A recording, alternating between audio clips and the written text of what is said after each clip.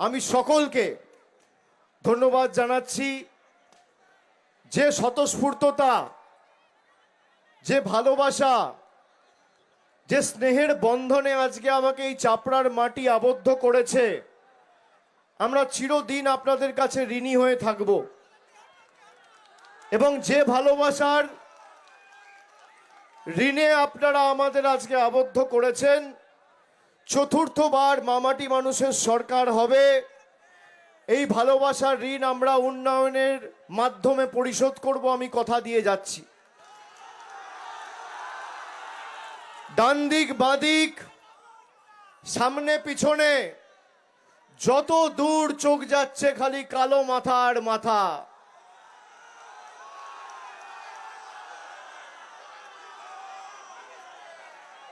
যারা তৃণমূলকে আক্রমণ করে, তৃণমূল কংগ্রেসের ক্ষমতা কি একবার নদিয়ার মাটিতে এসে দেখে যাক। যারা তৃণমূলকে দুর্বল ভাবে আমাদেরকে নিপীড়িত, বঞ্চিত, লাঞ্ছিত, অত্যাচারিত, শোষিত করে রেখেছে, যারা মানুষের গর্জন কি চাপড়ার মাটিতে এসে দেখে যাক। জনসুনামি কাকে বলে, জনজোয়ার কাকে বলে? ভারতীয় জনতা পার্টি বাংলাকে ভাতে মেরে শান্ত নয়। বাংলার মানুষের মৌলিক অধিকার এসআইআর এর মাধ্যমে কেড়ে নিতে চায়। এখানে আসার আগে আমি খবর নিচ্ছিলাম যে এখানে বিজেপির নেতাদের কি অবস্থা, কতটা কাজ তারা করেছে। কয়েকটা পঞ্চায়েত খালি খোঁজ নিলাম। তেহট্ট পঞ্চায়েতের একটা জিপি আছে, ছিটকা জিপি। সেখানে যিনি প্রধান রয়েছেন তার নাম সুতপা টিকাদার। ড্রেন তৈরি করার নাম করে পঞ্চায়েতের টাকা আত্মসাৎ করেছে। তেহট্টতে আর একটা জিপি রয়েছে, নাটনা জিপি। সেখানে বিজেপির প্রধানের নাম সরস্বতী বিশ্বাস। 100 দিনের টাকা 9-6 করেছে। একজন বয়স্ক মহিলা আছে, সামনে আসতে দাও, ওনাকে জল দাও। আমার জলের বোতলটা দাও, আমার জলের বোতল দাও তাড়াতাড়ি।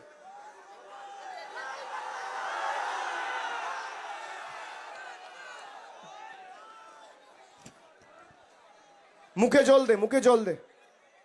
ওনাকে সরিয়ে নিয়ে আসো।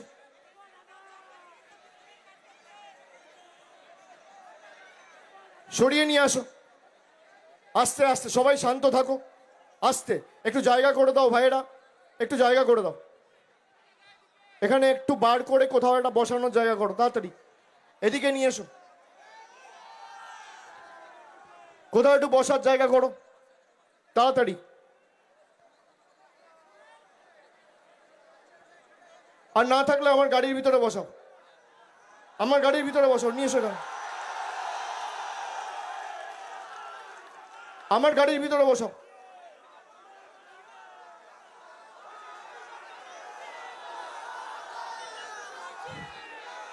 এখানে তো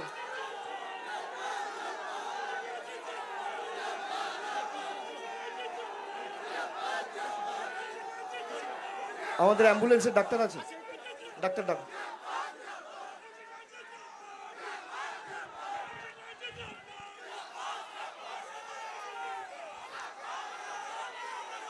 আমি যে নমুনাগুলো আপনাদের দিচ্ছিলাম,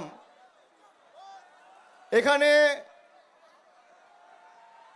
কৃষ্ণনগর লোকসভা থেকে বিজেপির যিনি প্রার্থী হয়েছিলেন অমৃতা রায়, যার সাথে প্রধানমন্ত্রী কথা বলেছিলেন, তিনি বলছেন যে আমার নির্বাচনের তহবিল, মানে তার নির্বাচনের তহবিল বিজেপির সভাপতি, যার নাম হচ্ছে অর্জুন বিশ্বাস, সে নাকি 9-6 করেছে। আমি করছি না, অমৃতা রায় করছে।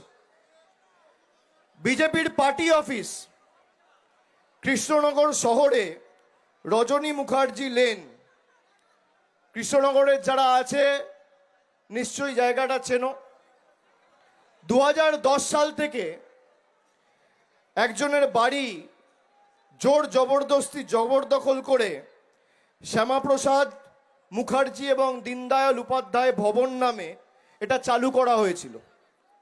পরবর্তীকালে বাড়ির মালিক যিনি ছিলেন তার নাম হচ্ছে গৌতম সরকার, যিনি 2018 সালে প্রয়াত হন।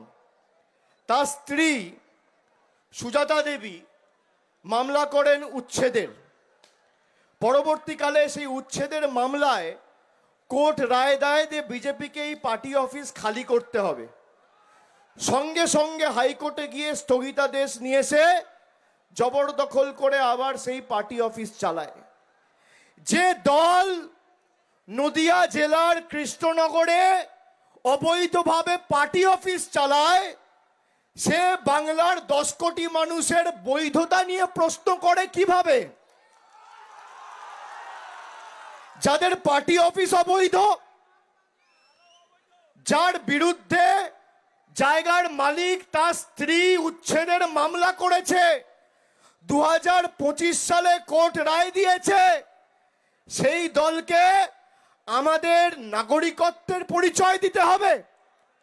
যখন ইচ্ছা চাইবে নোটবন্দির নাম করে 10 কোটি মানুষকে লাইনে দাঁড় করিয়ে দেওয়া, যখন ইচ্ছা চাইবে নাগরিকত্বর প্রমাণ দিতে হবে।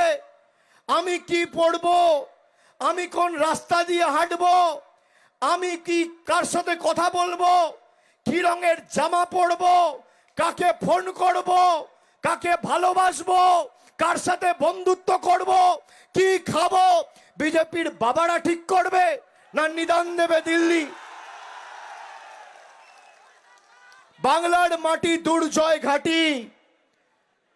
যারা 12 বছর ক্ষমতায়, 2014 থেকে 26, বিজেপির বন্ধুদের বলবো, সংবাদ মাধ্যম আছে এখানে, যত দূর সংবাদ মাধ্যমের আওয়াজ যাচ্ছে, মাইকের আওয়াজ যাচ্ছে, সংবাদ মাধ্যমে যারা দেখছেন, সমাজ মাধ্যমে যারা শুনছেন, তাদেরকে বলবো, পরিসংখ্যান আর তথ্যর নিরিখে লড়াই করতে সামনে আসুন।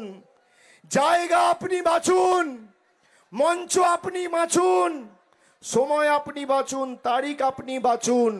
একদিকে আমি থাকবো মমতা ব্যানার্জির সরকারের রিপোর্ট কার্ড নিয়ে, আর একদিকে বিজেপির নেতা থাকবে তাদের রিপোর্ট কার্ড নিয়ে। কে কৃষ্ণনগর আর নদিয়ার জন্য কি কাজ করেছে, কড়ায় গন্ডায় জবাব দিক। দুধ কা দুধ, পানি কা পানি। 10-0 গোল দিয়ে ভোকাট্টা করে মাঠের মায়েরে যদি না বার করতে পারি, আমার নাম অভিষেক বন্দ্যোপাধ্যায় নয়। ঠিক আছে? নুনি ডাক্তার এসছে।